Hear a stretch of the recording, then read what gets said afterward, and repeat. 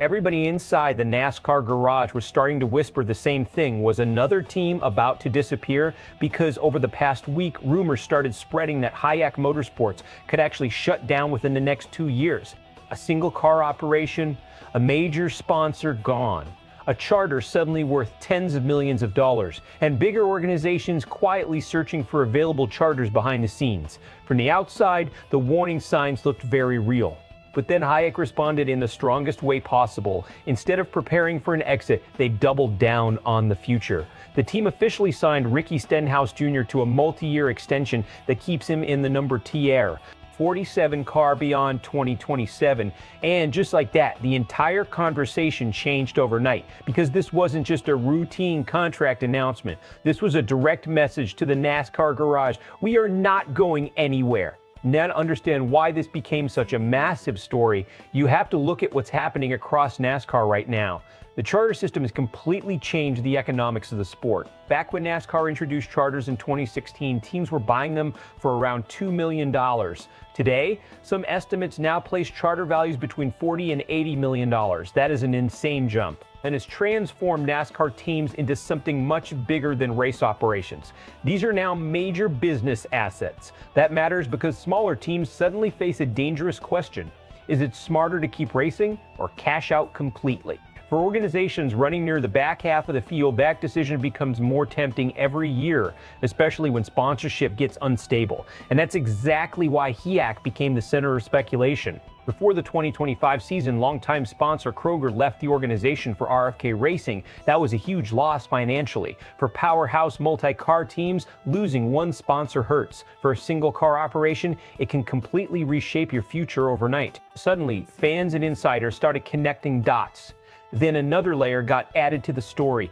Brad Keselowski publicly acknowledged that RFK Racing has been searching for another charter to secure the long-term future of Ryan Preece. But there's one problem. Virtually no charters are available. And when people start looking around the garage for possible sellers, single-car teams immediately become targets for speculation. That put Hyak directly in the spotlight. Because if somebody offered massive money for that charter, people wondered whether ownership would actually say no. And honestly, that question is bigger than just Hyak Motorsports. This is becoming one of the defining issues of modern NASCAR. Can smaller teams realistically survive long-term in this version of the sport? Because the financial gap keeps getting wider. The powerhouse organizations have engineering departments, simulation programs, massive sponsor portfolios, and four-car data sharing systems. Meanwhile, single-car teams are fighting just to stay competitive week to week. That's why technical alliances have become essential.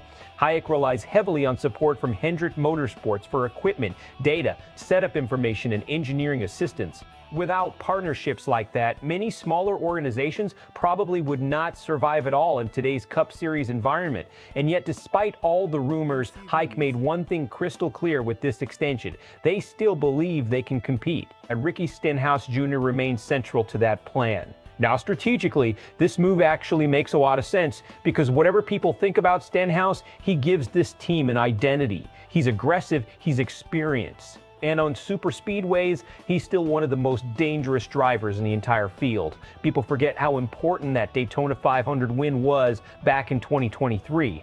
That victory completely changed the perception of the organization. Then he followed it with that unbelievable Talladega finish in 2024, where he edged the field by 0.006 of a second in overtime. Those moments matter. For smaller teams, relevance is survival. You need headlines. You need visibility. You need sponsors believing your car can still end up in victory lane on the right weekend. And Stenhouse gives them that possibility. But this extension also comes with risk, because while Stenhouse has produced huge moments on super speedways, consistency remains the biggest challenge.